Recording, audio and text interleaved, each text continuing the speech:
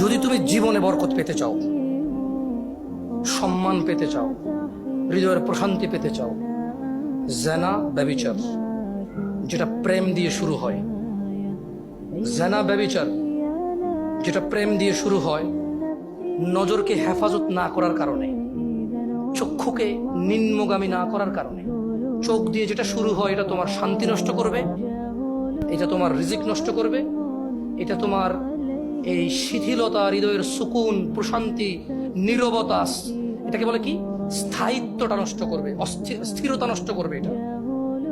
ছোট ভাই, তোমার প্রতি আমার নসিহত, তুমি কে নীল পড়ছে, লাল পড়ছে, কে ছোট পড়ছে, কে বড় পড়ছে, তুমি এগুলা মেজারমেন্ট করার দরকার নাই।